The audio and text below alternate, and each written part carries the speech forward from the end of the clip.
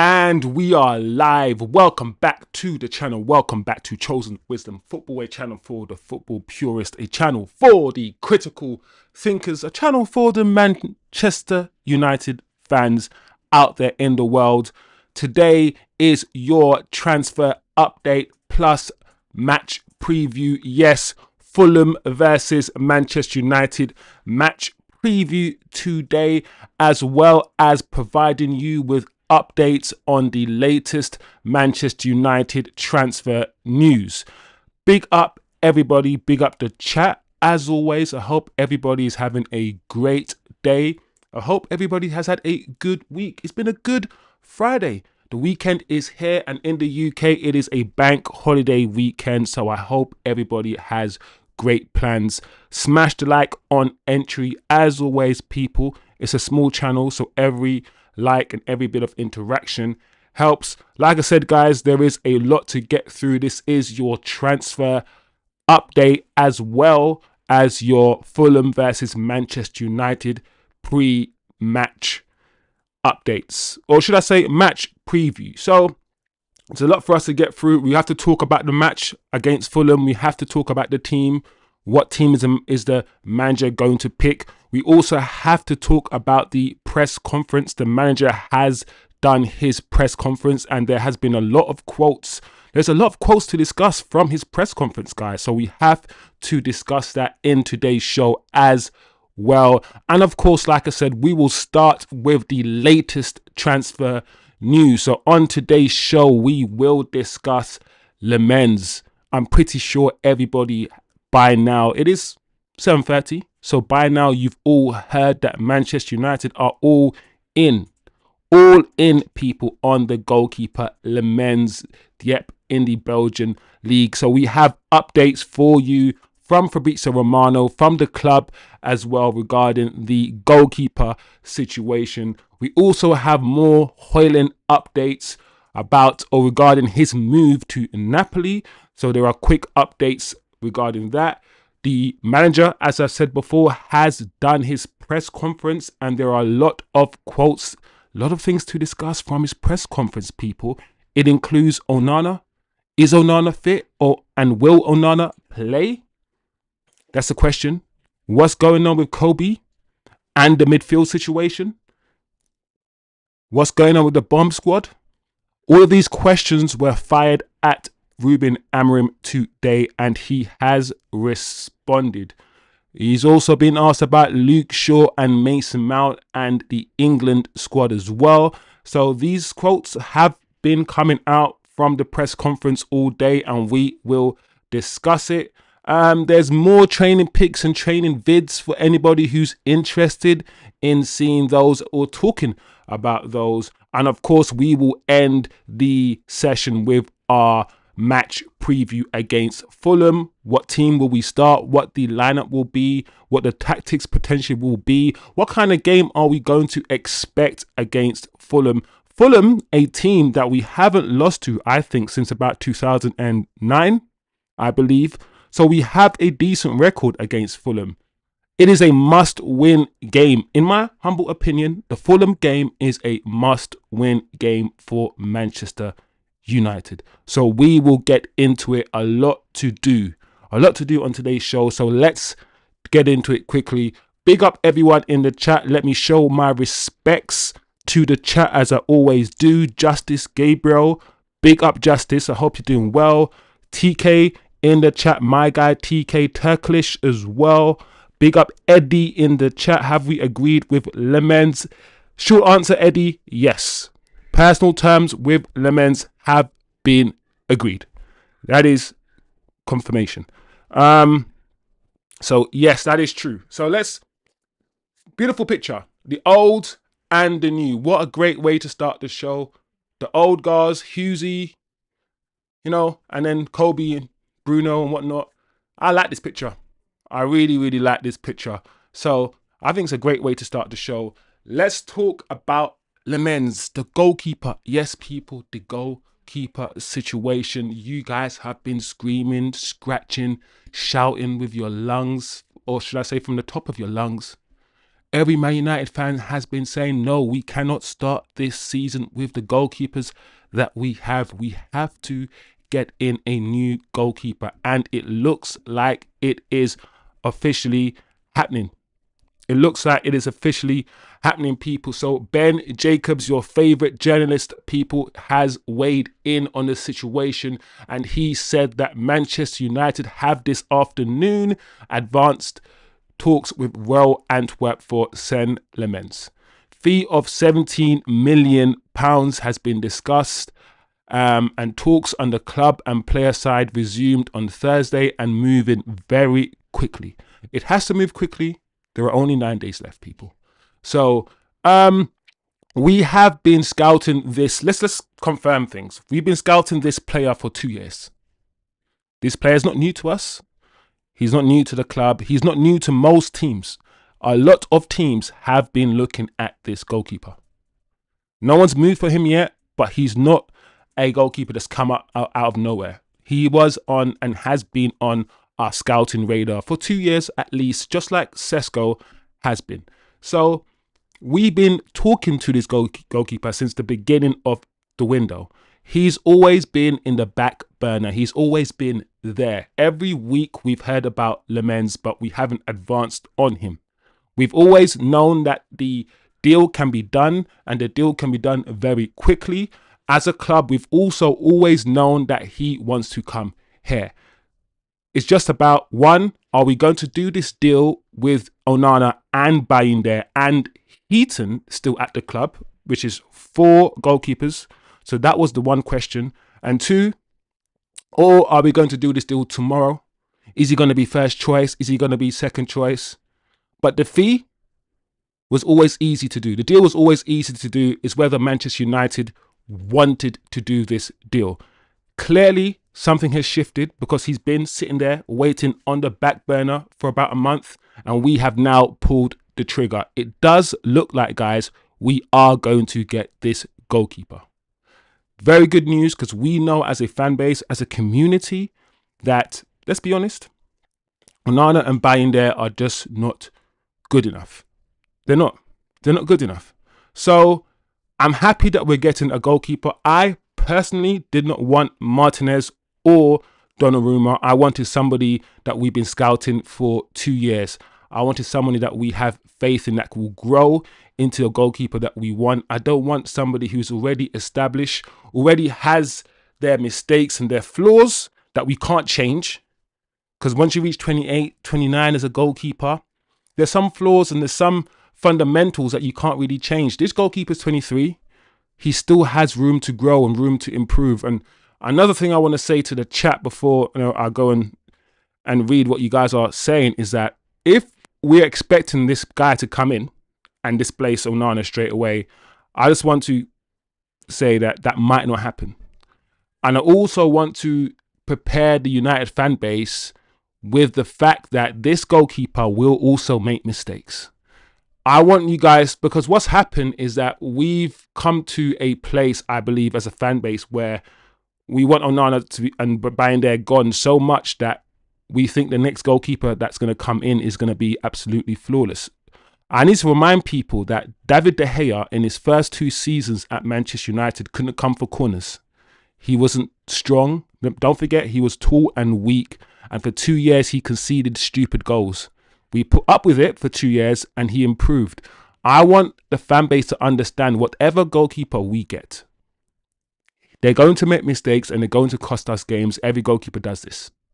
Alisson does it for Liverpool. He's cost them games. He's made mistakes as well. I've seen them myself. David Raya makes mistakes for Arsenal. He costs them games. So I want people to don't be psychologically fooled that you're going to get a goalkeeper or a goalkeeper exists, that doesn't make mistake. That's impossible. He will. Every goalkeeper will. So I know it's probably not to be said. I reckon most people understand that. But I think the discourse around the goalkeepers has got to a place that's a bit Disney. It's a bit Disney. So let's also, if we can, people, just manage our expectations with any goalkeeper that we come in. If we have faith in him, let's stick with him. If he makes mistakes, Let's try to stick with him and ride it out, depending on, of course, the type of mistake. But it looks like this deal is happening. As I said before, very, very good for Manchester United. The question for the chat, the question for you guys now is, what happens? What happens to the goalkeepers that we have? Who leaves this season? Does anybody leave this summer in the 9 days that we have left? Are we going to start the season with 4 goalkeepers? 4. That's a question for the chat now, because it looks like this is happening. What's going to happen to the goalkeepers that are here? That's very interesting. Let me quickly read the chat before we move on. Yep, TK says personal terms to be agreed. Eddie, Tyler Diblin to Everton. Here we go. I'm a bit disappointed with that, Eddie, because I like Tyler Diblin. Eddie. 42 million pounds is a lot of money for him.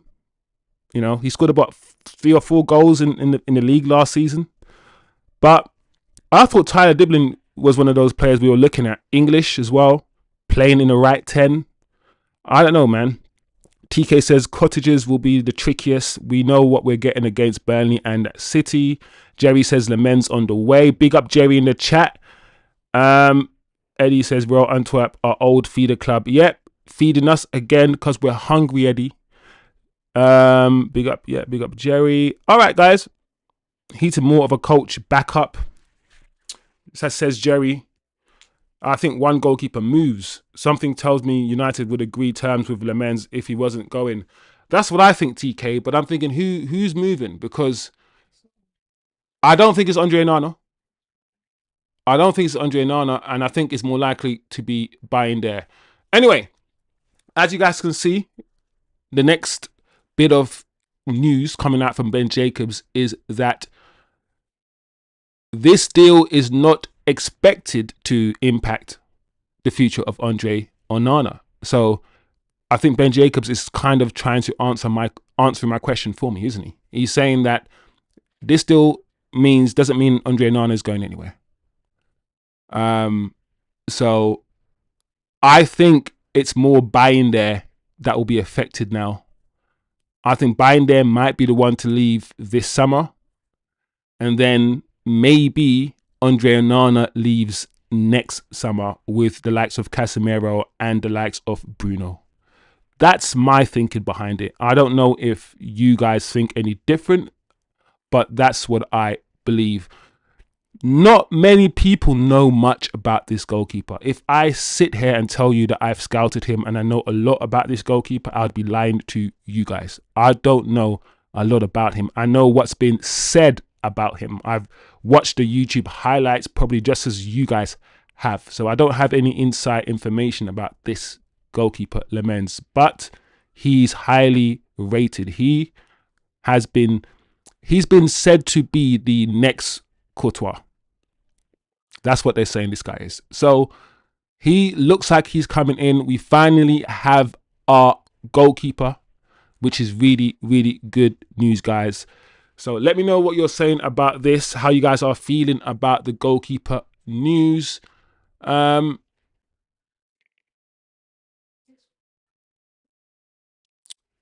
moving on to Højlund news, people. This has to, once again, move quickly. There are only 9 days left of the transfer window. And Fabrizio has weighed in with regards to the Højlund situation. Napoli are set to send contract proposals to Højlund as talks with Manchester United are proceeding. The decisions up to Højlund with contract terms set to be discussed from today as several clubs are interested in him. We've heard about AC Milan and that doesn't look like is happening. We've had other clubs in for him and now Napoli are about to send contract proposal to Højlund. This is happening. I do not believe Højlund will be here by the end of the window.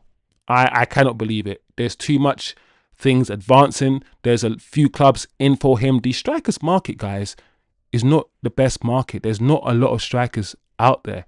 So there are people looking, clawing to try to get this guy even on loan, as we know. Napoli at the moment seem to be the closest. They're obviously going to send a contract to Højlund. Højlund is going to leave, guys. Højlund's going to leave, and I reckon a goalkeeper will leave.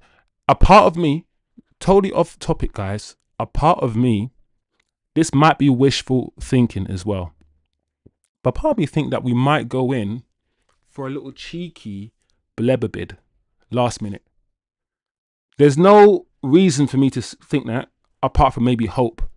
But if we can get money in for some of these players, I don't know. I can see like 2 days left, 3 days left, and United make a cheeky bid for Baleba? Or is that wishful thinking? I don't know. Eddie says you can't judge this goalkeeper until he comes to the Prem.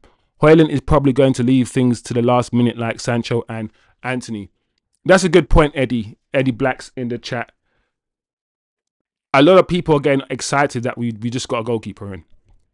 I don't know enough about this goalkeeper to get overly excited, but I'm encouraged because Ineos, this transfer window, haven't really gone in for anybody, in my opinion, that is really, really subpar. It seems as if they've taken their time, they've scouted properly, and they go in for quality. So based on what I've seen them do this transfer window and based on the type of players that they've been linked with, I'm going to put my faith in them with this goalkeeper. That's probably where I'm standing. I haven't seen him yet. We haven't seen him. And we know in the Premier League, it is physical as fuck. We know this. Goalkeepers come and they die here. Outfield players come and they die here because of the physicality. Coming for corners and all these things. So just like Eddie says, let's wait and see how he does in the Premier League and also manage our expectations a little bit in the sense that, listen, he's going to make mistakes. He will. He will. Big up, BB. Everyone show BB some love in the chat. Okay, so that's the Lammens situation. It looks like we're getting in a goalkeeper. This is sort of the Højlund situation. It looks like Højlund will leave. So that's 2 positions, really. So I don't know what you guys want to say. Let me see. Hold on a second. Before Ineos, no panic buys this window. Huge change from previous windows. Yes, TK. That's what I'm saying. That's what I said yesterday, TK. I'd rather not get a midfielder. If the midfielder we're going to get now is a panic buy, it's a stopgap, and we're going to struggle to sell him again in 2 years' time, because I'd rather you take your time, keep the deadwood that we have, rather than add to the deadwood, add to the problem, and just get your first priority signings. No getting your 3rd, your 4th, your 5th priority on the list. Get first priorities for every position. Your Balebas, your Waltons, your Seskos, your Cunhas. That's what we've been doing. No second. We're not going down no list and getting the 4th priority signings. We're not doing that this year. And I like that. I like that, TK. Eddie says, I wish we would go in for Baleba, but our Deadwood are probably going to wait down to the last hours to leave. And even after that, the Turkish transfer window closes. Yep, the Turkish transfer window does close later, Eddie. You're right. I'm with you, Eddie. I'm 1%. I've got that 1% in me that's thinking it will be such a chess move. It will be such a big up your chest move if Jim, and I know what Jim's like, somehow pulls off a Baleba transfer and says, ha, look what we can do. We are Manchester United. This is what we can do. There's something. It won't happen. It probably won't happen. There's 99% I know it won't happen. But there's still a small part of me thinking United could imagine. Yeah, TK, he's not for sale. I mean, Brighton have come out. The Brighton owner has said he's categorically not for sale this year. That is true, TK. But, wishful thinking and all that. All right, let's move on to the press conference, people. Let's talk about the game. The game is in 2 days' time. Unfortunately, we play on Sunday, not on Saturday, like everyone else.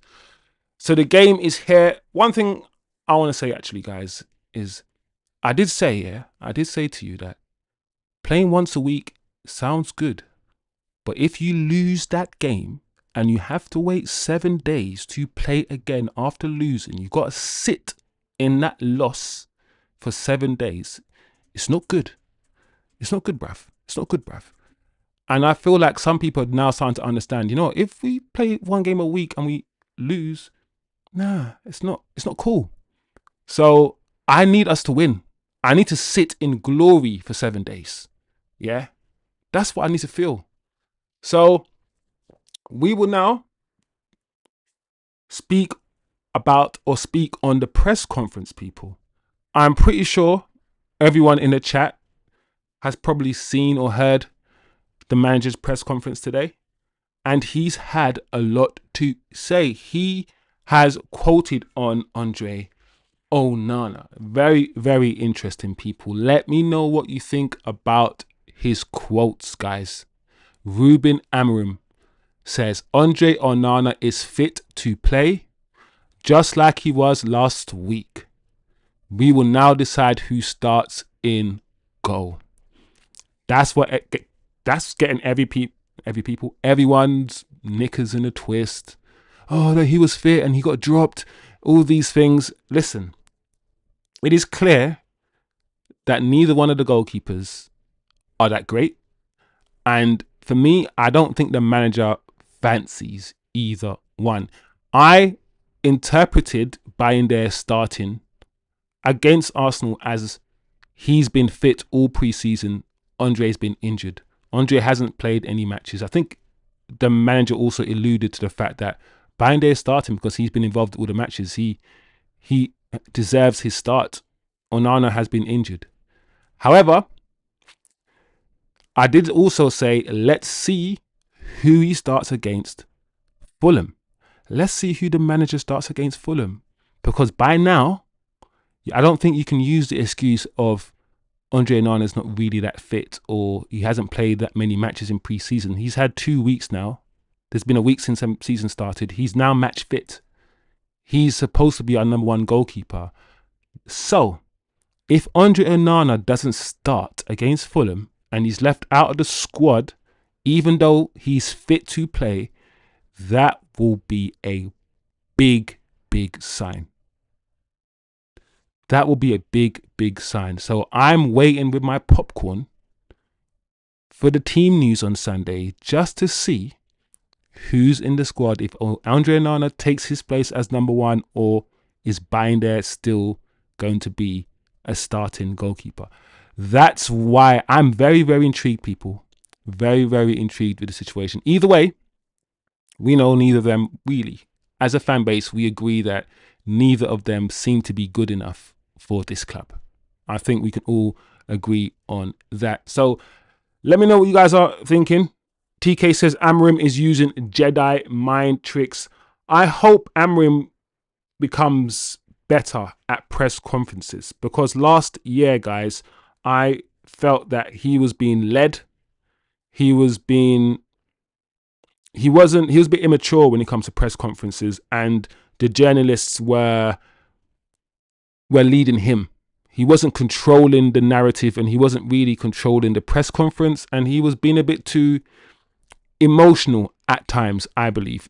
So far, the 2 or 3 press conferences that I've seen, I feel he's more in control of the narrative, and he's able to reject the premise of a question if he doesn't want to answer it. And I think he's just becoming more confident in front of the media, which is good.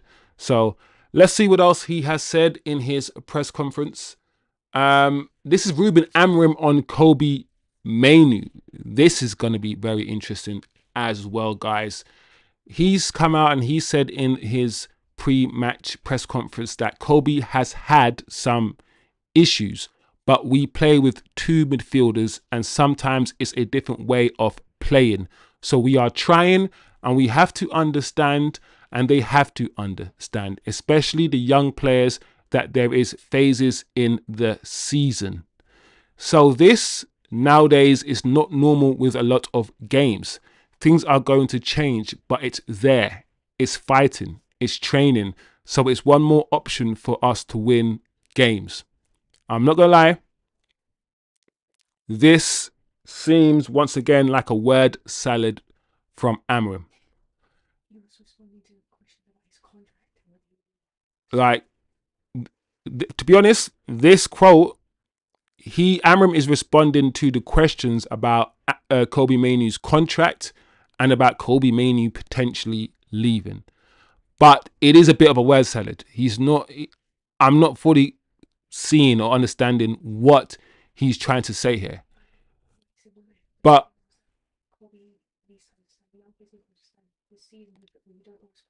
But essentially, what he's trying to say is that the seasons goes through phases. Just because Kobe isn't starting now, just because Kobe isn't playing now, it doesn't mean Kobe is not going to play later. It doesn't mean he can't win his plays. He just basically saying to Kobe, keep training, keep working hard, keep doing what you're doing.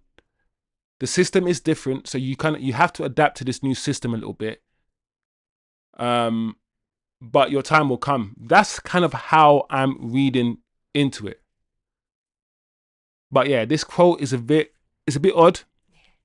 It's a bit weird what he's saying. A lot of words.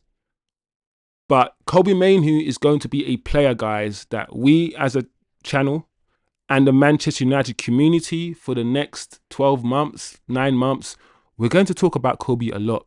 Because as long as Bruno's there, and we now know that Kobe and Bruno are direct competitors for that one position, Bruno will play most games. And I'm not sure, and I keep saying, I'm not sure what's going to happen with Kobe this season. The manager seems to be alluding to the fact that there's enough games. If he's patient, he might get some games. So we will see, people. We will see. TK in the chat says, side note, my shirt got compliments at dinner last night and some hate from the Liverpool buds. It sounds normal, TK. It sounds, that's how it is. The Liverpool guys are like, look at that slick shirt.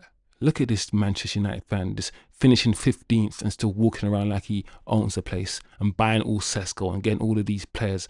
That's what the Liverpool fans are looking at you. They're just hating, TK. I expect that from Liverpool fans. But I'm glad you got the compliments, bro. Now wear it today as well.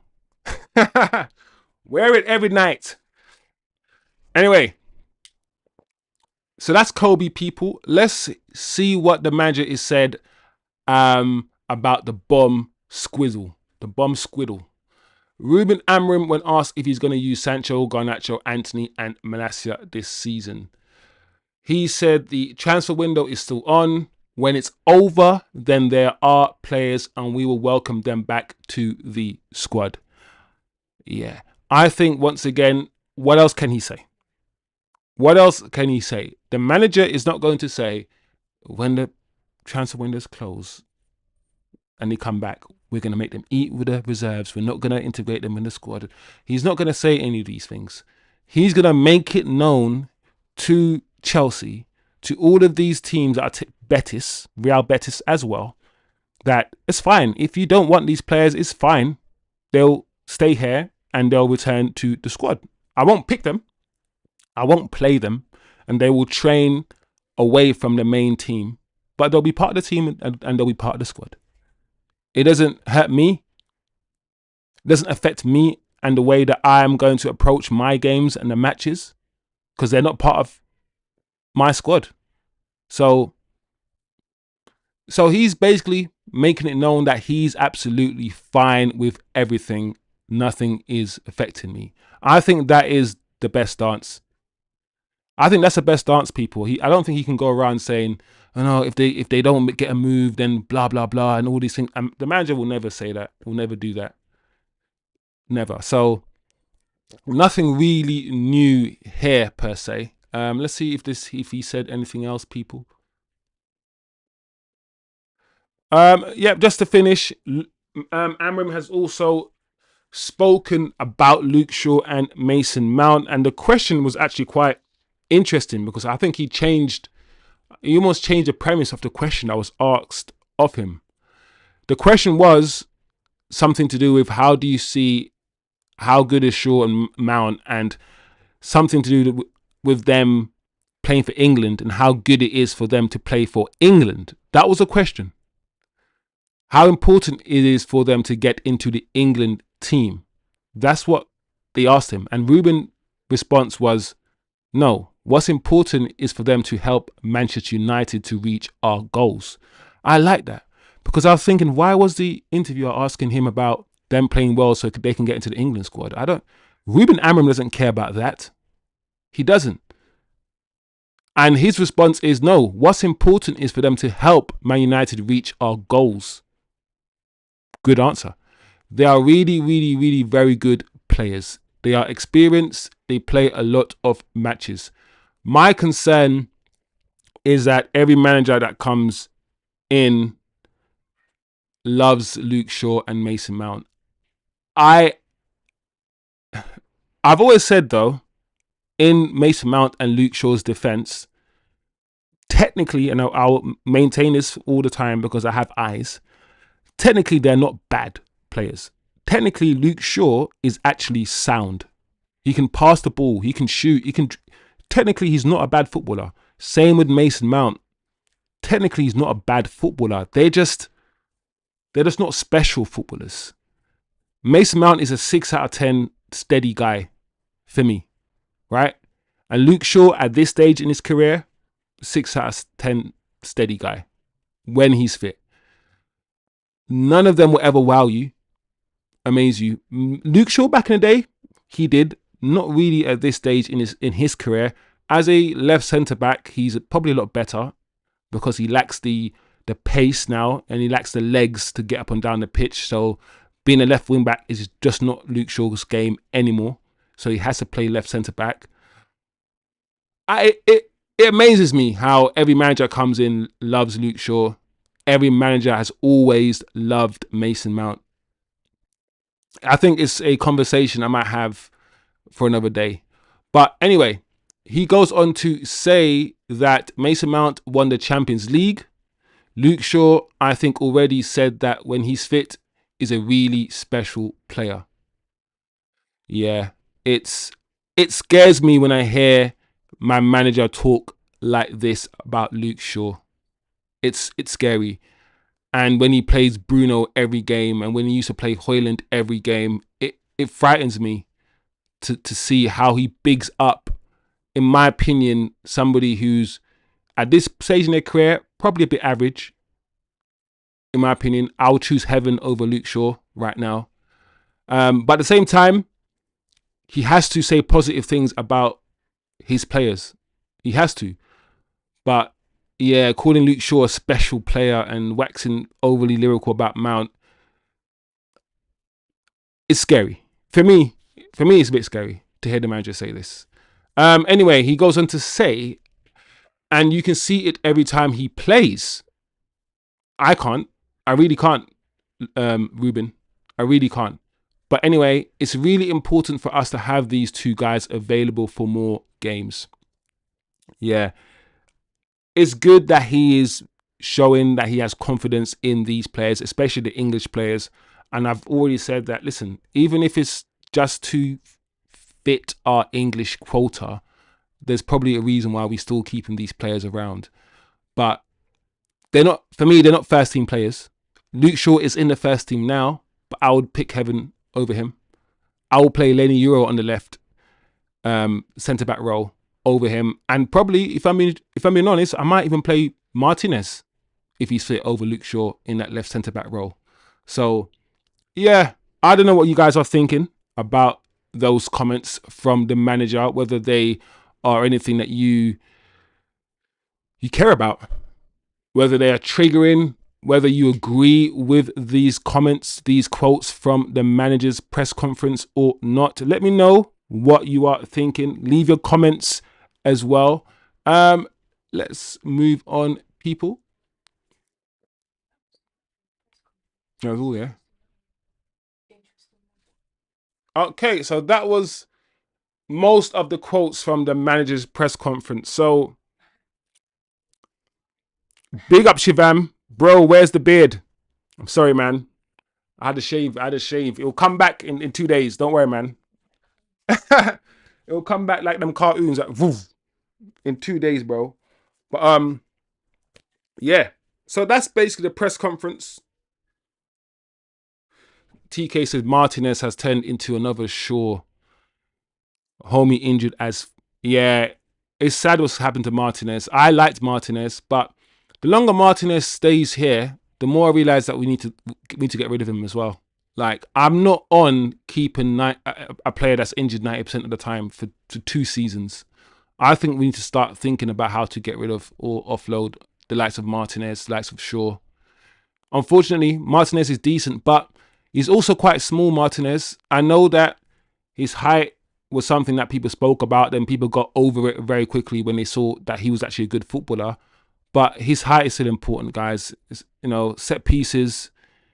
And also, he's not very athletic. He's not very quick. I've seen him get skinned a few times on a halfway line. Since Martinez won the World Cup, right? He's come back and he's not been the same, guys. He's not been the same. He's still very good at passing the ball out from the back. That's one thing Martinez is good at. He's good with the ball at his feet, Martinez. But he's not very quick running back as well.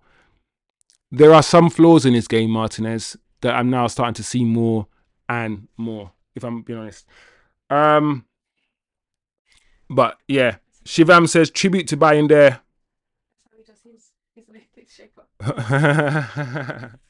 You man are mad, yeah? Shivam's crazy.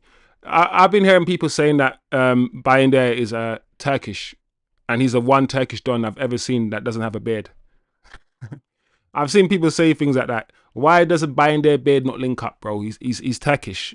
It's not supposed to happen. Big up Turkish as well in the chat. All right. There's a picture of Bruno and Jason Wilcox watching the under-21s at Carrington. Bruno, why are you watching under-21s with Wilcox, bro? You're a player, bro. You train. Like, I don't like the way that Bruno is just this untouchable player now. He's managed to brainwash the fans into thinking he's like, we should never sell him.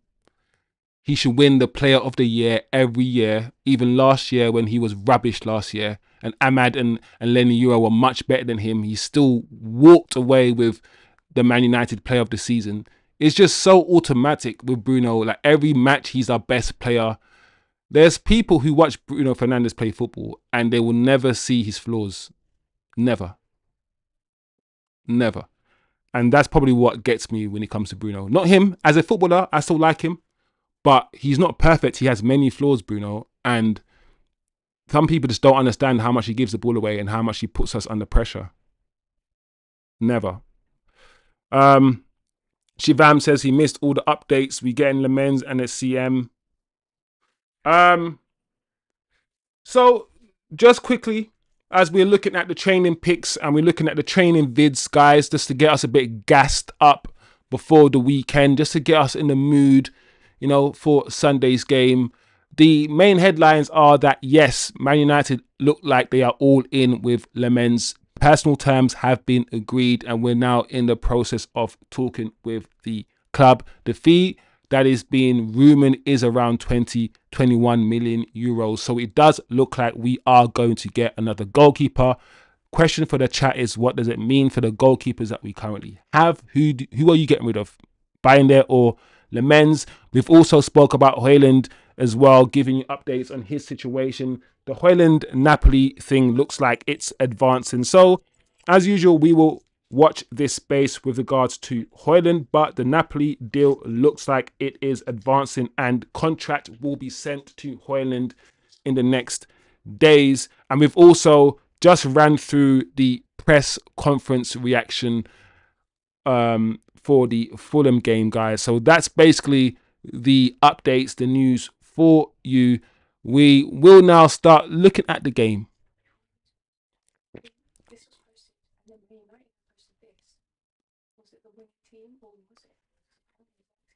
All right. Apparently, just a little bit of fun for you guys. Man United, well, this apparently is a winning team, right? In training. And you know me, I'm not really interested in winning teams, in training, all these things. But I'm a Man United fan, so why not have a little laugh, right? And just see what's going on. But apparently this wasn't the winning team in training. Yes! Apparently Xerxes got something to say. a draw on the table to fix it. Yeah, bro. First win of them this year. It was a draw. Do you know what, guys? I want to see Xerxes. I really want to see Xerxes play some football now. I'm tired now. Even though it's only been one game, I need to see Xerxes on the pitch. I really do. Shivam said, that's crazy news. Thanks for the quick recap. Big up, Wiz. It looks like we are on top contenders for 5th. Shivam, is that where you think we're going to finish? Noah Gume. Shivam, I'm not going to lie. The more I watch Gume, the more I don't want Gume. I don't think he's good enough. And we now need to be looking at players, who are going to make us win the Premier League rather than players that are just an improvement on the players that we have. We can buy an improvement on the player that we have right now, but that player takes us to 6th. I think United are getting the likes of Baleba. They're getting players that they think will win us the league in the next 2 years. So I'm good with no panic buys. No panic buys. TK says, why am I more nervous for this Fulham game versus the game against Arsenal? Maybe TK, we lift our game when it comes to the top teams, so you kind of always knew that we were going to give Arsenal a good match. It's against the middle teams where we lose, or where we get hit on a counter. Against Nottingham Forest, against all of these teams. Those are the teams that have beaten us soundly last season. Not Fulham, but those type of teams. So maybe that's why. Maybe it's just your objective analysis of what's happened before, TK, and that's it.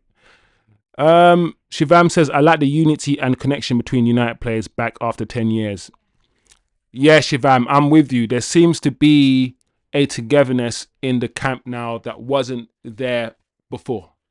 And I think the team has changed. When everyone says, get these players out, we've signed in this 1 year 8 players. We signed 5 players last summer, and we signed 4 players last summer, and about 4 players this summer. So we've kind of bought a whole new team in the space of just 1 year. And it's hard for everyone to gel, especially when players are coming in at the end of pre-season like last year. So I think having a pre-season with all the players gelling together, staying overnight, all of these things, bonding, I think all of that has helped. Anyway, guys, that is the Fulham team that played Brighton last week. They play a 4-2-3-1 formation. So they play a similar formation to Arsenal. So this game, in terms of space, will be similar to the Arsenal game. Of course, Fulham don't have the same quality as Arsenal. So we're not going to expect the same quality on the ball as Arsenal. What I'm going to expect from Fulham, even though Fulham are the home team, is for them to sit back and hit us on the counter. I'm expecting us still to have most of the ball. We had most of the ball against Arsenal at Old Trafford, and even though this is an away fixture, I think we will dominate most of the possession.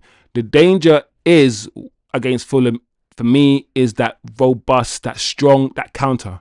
Yes, I think our midfield did well against Arsenal, and one of the reasons why it did well is because we overloaded it with 3 number 10s. We had 2 guys in a double pivot, and we had 3 10s to drop in.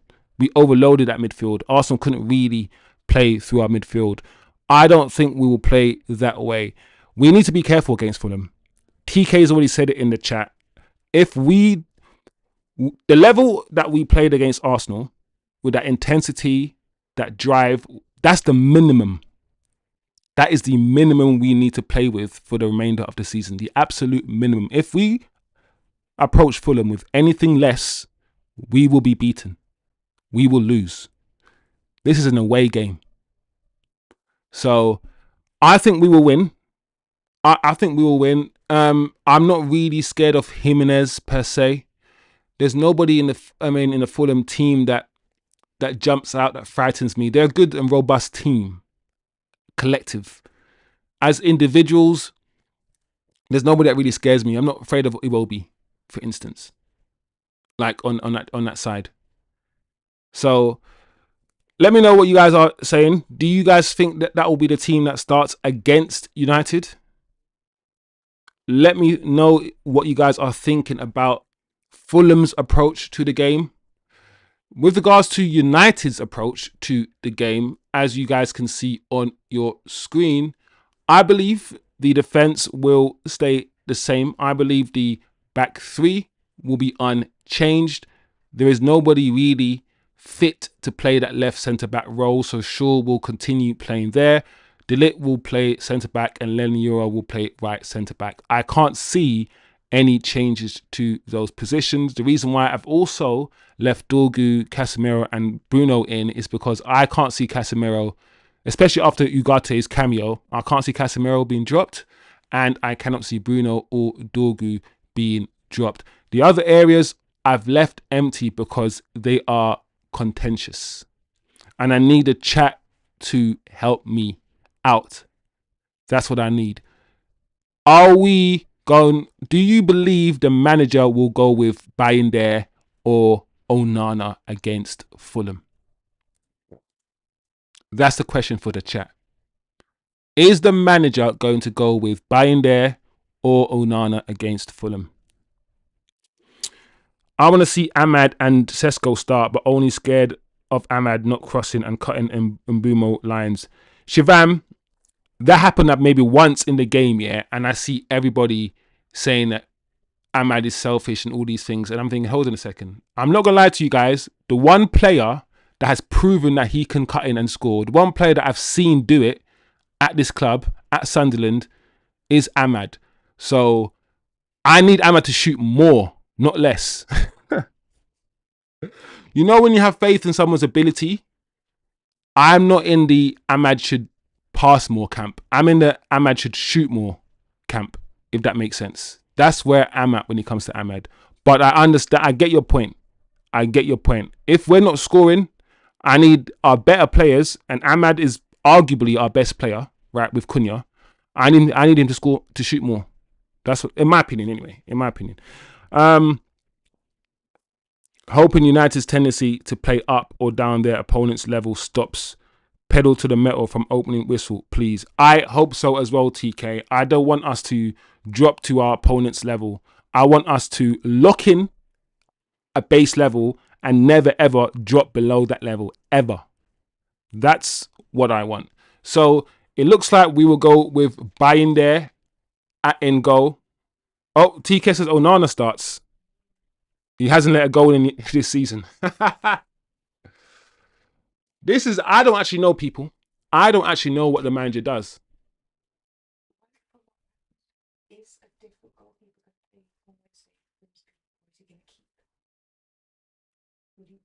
Do you think we should play Mbumo at right wing back and Ahmad at 10?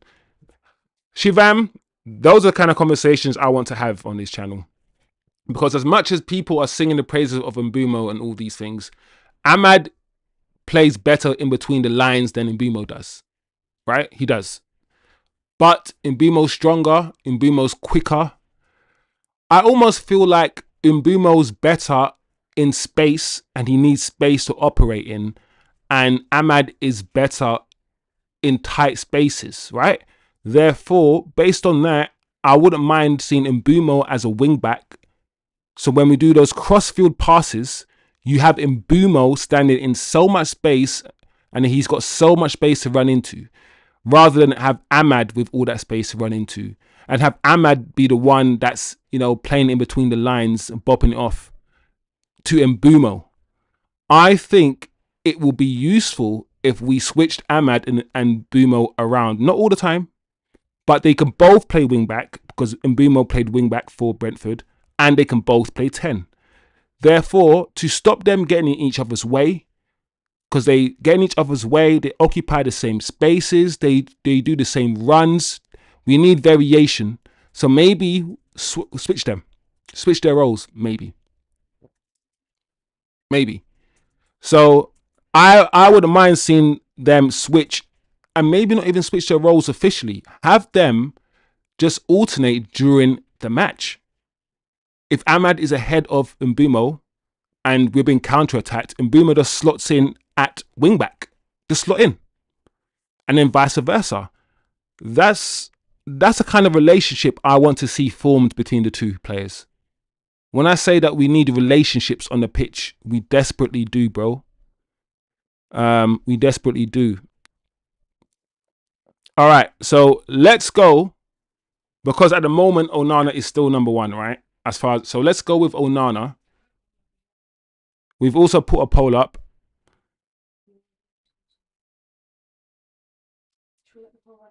Yeah, let's let the poll up. Let's let the poll run a little bit more. I've asked a question in the poll. Let's go with the right wing back position. I'm not gonna lie, guys. If the manager starts Dalot against Fulham, approaches this match negatively, and doesn't start Ahmad, I will lose my mind. So I'm gonna put Ahmad in this position right here. He has to start, guys. He has to start. I don't want to hear anything else. Most things I'll be like, let's discuss, but I don't want to discuss this. Ahmad has to start, guys.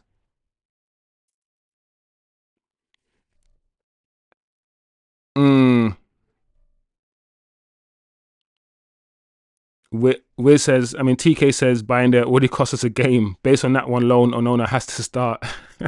I love TK though. Shit, I voted Onana.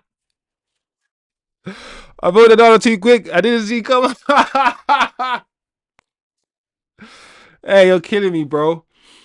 Oh, Shivam says, I agree fully. And Bumo is also more stronger than Ahmad. Maybe we could... yeah, Bumo is also stronger than Ahmad. Can we not start Manu out there? TK, I wish we could. Against Fulham, I think we could get away with starting Bruno. Listen, you don't need a DM per se. You just need one of the players to just sit. You know, when like we get the position things a bit too screwed. It's like, yes, you need someone with defensive midfield qualities who thinks like a defensive midfielder, who can watch his shoulder, who can tackle, who can read the game. But sometimes just play your best players and ask one of them just to sit in front of the defence, especially against a Fulham side. So I'm with you, TK. I wish we could start Manu, but we won't. We won't start Manu. Yeah, I wish. British Bulldog said he voted for the cone. Wait, was a cone option there? Oh man, BB, bro, you're funny. All right, guys, this is the contentious bit as well. What are people thinking? I'm gonna tell you what I think. Even though I think the manager likes Mason Mount, the manager loves Mason flipping Mount. Does he love Mason Mount enough to start him again? I'm scared. After what the manager has said about Mason Mount in the press conference, I fear that Sesko will start on the bench again. I fear that we will start Mount, Cunha, and Mbumo against Fulham. That's my fear. I don't know what you guys are thinking. I hope he doesn't. I hope he drops Mount. People are banging on about his performance against Arsenal. I think all Mount has to do, is put in an average performance and people treat him like a baby. They don't treat him like the number 7, like the best player in the team, because he's wearing the number 7. He costs us £60 million. Mount just puts in an average performance. That's just, good performance, and people are like, wow, Mount. He likes Mount, people. I'm scared that it will be Mount, Cunha, and Mbumo. I'm scared. Shivam says, I fear Fulham more than Arsenal because the lineup is Prem proven and has hell of experience in the Prem. British Bulldog says, Rooney was a good keeper. Eddie says, 1-0 to the West Ham. Chelsea in the mud. Is that now? Eddie? Is that now? What's wrong with Chelsea, man? TK says, up front, unleash Sesko, Mbumo, and Cunha. We bought them. Let's use them against Fulham defense, especially. All right. So the issue is we're picking a team. Yeah. Wow. It's 1-1. Chelsea just equalized. Wow. Anyway, all right, let's go with the front three that listen, let's go with Mbumo, Sesko, and Cunha. But guys, I want us to understand that this manager is crazy. Yeah. And just like he dropped Ahmad for the Arsenal game, I will not be surprised, people, if he doesn't start Sesko and he starts the same front three. This manager is known to be like this. That's why, people, I've said that I'm not hammering him out, but I want to give him all the players that he wants, right? So if he doesn't succeed, he cannot complain. He cannot complain. He has to now start choosing the right players. His team selections in the past have been shocking. We've got better players now, so there's no excuse. Start Sesko up front. Start the signing that we've spent £75 million on. Start him up front with Cunha and Mbumo. As good as Cunha was against Arsenal, people, he's better in his normal position. He's better in his 10 position. So that's what I think the manager will play. Let's go with everyone else's choice. I think there's... Whoa! 2-1. What is going on? Bro, I need to watch this game. Should we watch this game? Should we... We need to watch this game, you know. This game looks crazy. 2-1 already. Yeah, this game looks mad. Anyway, guys. Yeah. Wow. I was thinking Chelsea might have a good season. Chelsea World Cup, World Club Cup winners, whatever. You know that tournament, that stupid tournament. All of this talk, all these players, and Chelsea, I don't know what's wrong with these guys, bro. All of the signings they've made. I know the match is not finished yet, but flipping heck, people. 2-1. And West Ham aren't good, people. We played West Ham in pre-season. I know it's only pre-season, but West Ham aren't great. That's crazy. Anyway, if he drops Sesko, he's lost his mind, said Eddie. TK says we can sub Sesko off at half and bring on the golden boy Mount. Yeah, he has, bro. Like, listen, people, he has to start Sesko, right? So let's go back to the team and put in your boy Onana. I think Onana's won. Oh, Onana is even. Oh no. So who's gonna play in goal? What we saying, people? Oh man, you guys are getting me gas for that West Ham game. You guys are making me want to watch the West Ham. Flipping heck. Alright, let's put on an honor. That's the team then. Boom. That is the team that will start against Fulham.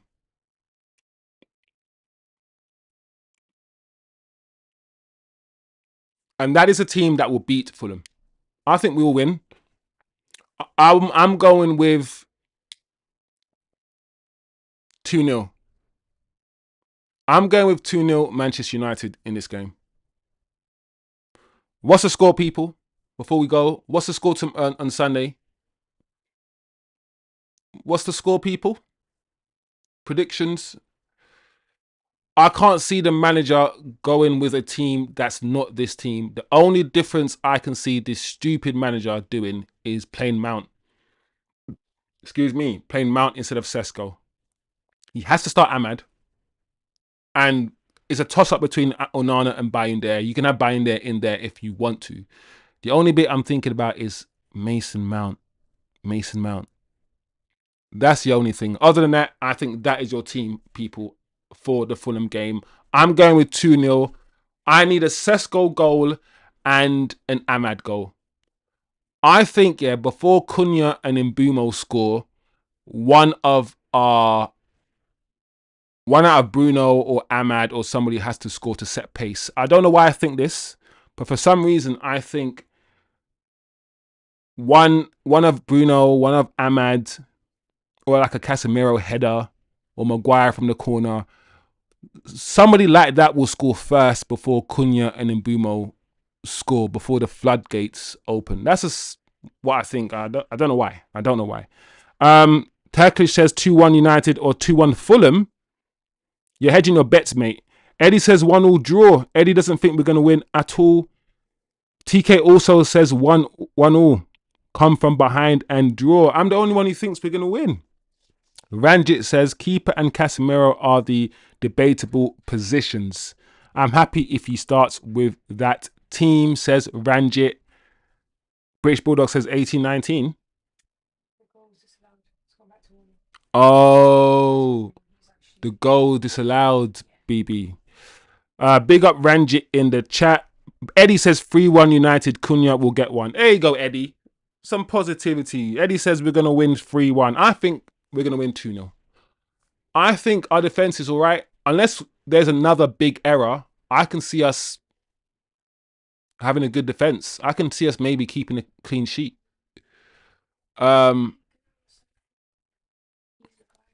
Yo, big up Guna on the sofa.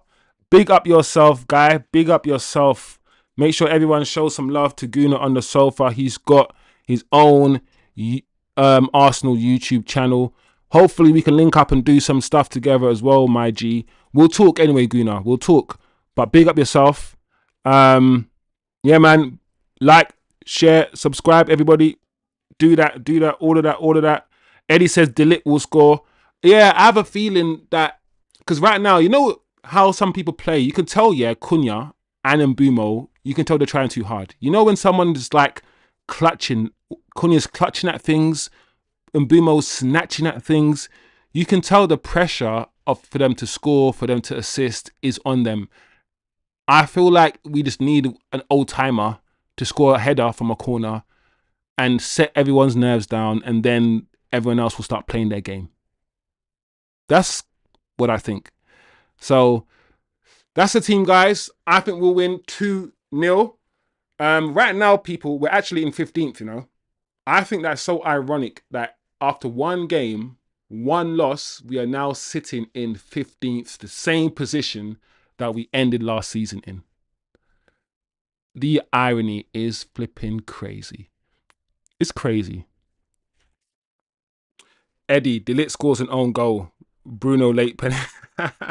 Wait, has Delict scored an own goal yet since he's been here? I can't. Has Delict scored an own goal since coming to Manchester United? Now Chelsea are winning. Oh, João Pedro.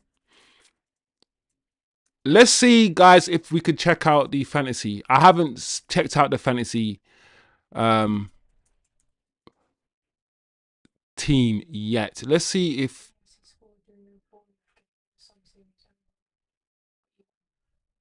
Okay, fair enough. Can we check the Fantasy Premier League, or is the site still down? The last time I checked, people, the Fantasy Premier League, the site was down. And I haven't updated my... No? Is it?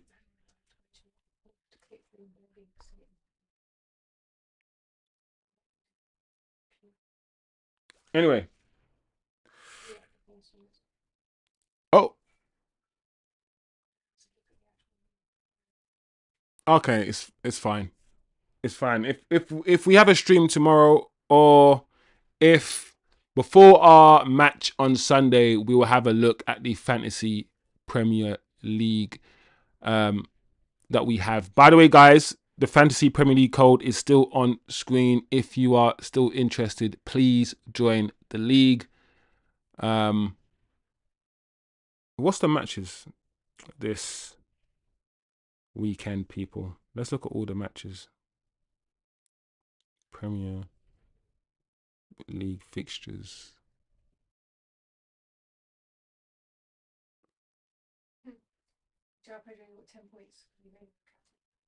Oh.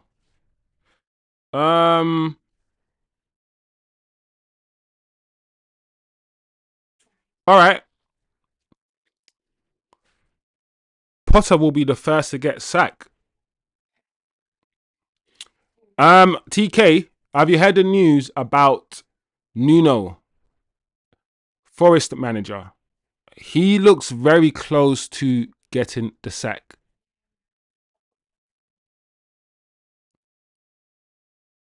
All right, we got it up. There we go. The Forest manager looks very close to getting the sack, people. And it all started with that little debacle on the field last year. You know, I like Nuno, but when I saw the CEO, when I saw the owner talk to him the way he was talking to him on the pitch, I was like, nah, bro. Come on, man. Have a bit of professionalism. I know you own the club and you can do what you want, but come on. Already allowed 5 goals in 150 minutes of a season. Yeah, that's crazy. That is crazy. There you go, people. There you go. I've got it on screen. That is the Fantasy Premier League. Only 4 of us in the league at the moment. Me. But there are 2 new entries. So by the end of this week, we will have 6 people in the league. So big up everybody who is in the Fantasy League. As you guys can see on screen, I am the daddy. So far, only 1 point in it though. Only 1 point in it. 49 points. And obviously, Jerry has the best team name with Kinder and Bumo. Jerry, I think you should get an extra 10 points, yeah, just for that team name. Kinder and Bumo. Let's look at Jerry's team. Jerry's also got Jao Pedro as well.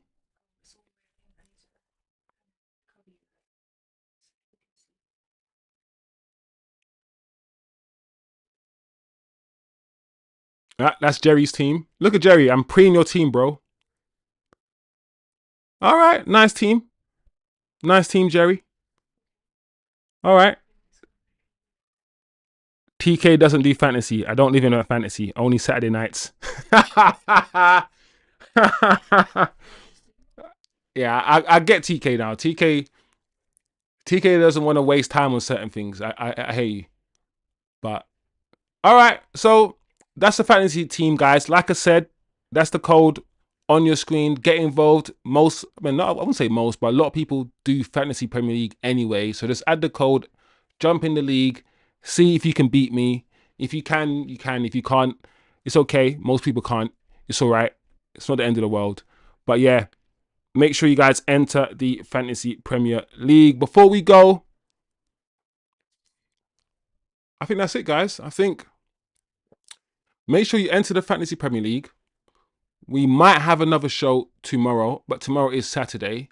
If I don't have another show tomorrow, people, of course, we will be live for the watch along on Sunday, 4 o'clock. That's basically most of the news. So let's quickly recap the news. And the main headline really is the fact that United are all in on Lammens, and this deal looks like it could be done, wrapped up in the next 3 days, in my opinion. Højlund looks like he's moving quicker and closer to the Napoli exit. We spoke about or reacted to the manager's press conference and everything that he's had to say, from the goalkeeper to the bomb squad to the midfield, to Luke Shaw and, of course, Mason Mount comments. We've gone through the training pics and vids as we do, just to get a little buzz before the weekend's game. And we've looked at the team. We've looked at the team that we probably will utilize when facing Fulham, or should I say start when facing Fulham. So that's it, guys. I hope you guys are going to have a good Friday. It's Friday night. The Chelsea match is currently on, so I'm pretty sure most of you guys are watching the Chelsea game. I might watch the Chelsea game for a bit as well, maybe head out for a drink. So enjoy your Friday, people, and enjoy your Saturday. Enjoy your bank holiday weekend, everybody. And I'll see you guys, of course, on Sunday. Big up TK, big up Eddie Blacks, Turkish, Guna on the sofa, British Bulldog, Shivam, of course, Ranjit. Big up everyone in the chat. Make sure you enter the Fantasy Premier League, and I will see everybody on Sunday for our game against Fulham. Big up, people, and have a wonderful